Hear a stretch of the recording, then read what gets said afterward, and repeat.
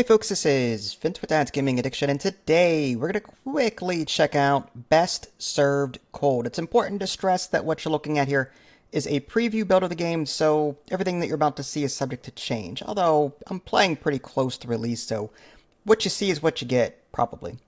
So, this is a murder mystery style game where you are a bartender in a speakeasy, and you're going to be dealing with various people trying to figure out who the murderer is. Now, from my understanding, there are 5 total cases that you'll be tasked with solving.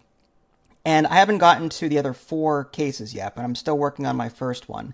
And so far, I'm having a pretty good time with it. It's like half visual novel because there's a lot of dialogue in this game to read through, but there's also some like things you can do. Like for example, you've got so many action points available to you, and you spend action points in order to inquire about different topics. So you kind of have to stay on top of your action points.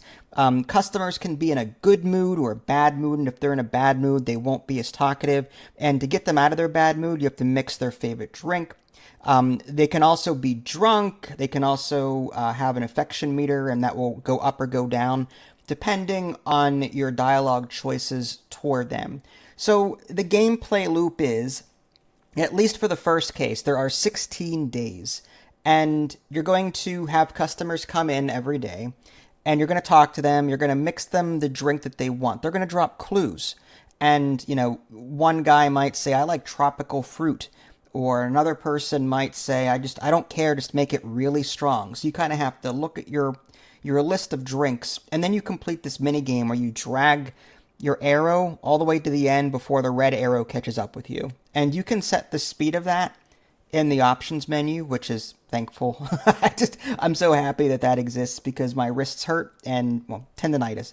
And I'm not very quick with that kind of thing. So you can slow it down. There's a percentage meter that you can adjust, which is fantastic. But like I said, the majority of this game is dialogue with the occasional mixing a drink game as well, mini game, as well as like trying to get clues from people.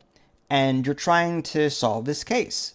That is at least in my play session so far, that's what I've been doing. People just come up to me, I ask them what they want, I try to serve them the drink that they really want, and then, from there, more dialogue and yada, yada, yada. And it's not bad. Like it feels to me as a more casual murder mystery style game. And since there are 5 cases, these aren't randomized. So once you get through those 5 cases, like that's it. So my only concern really is the replayability of this game. So I don't have a price for you, unfortunately. Like, I don't know how expensive this game is going to be. Typically, prices are never discussed in my press emails. But, my concern is that once you get through all 5 cases, what else is there to do? I was hoping for some kind of, like, random case generator. Like, there's a game called The Magister where you're trying to solve a murder mystery case, but it's randomized every time. So that one's a bit more complicated than this game, but still, like I was hoping for, I don't know. I'm hoping that there was some kind of randomized thing after the end of 5 cases, but I don't think so.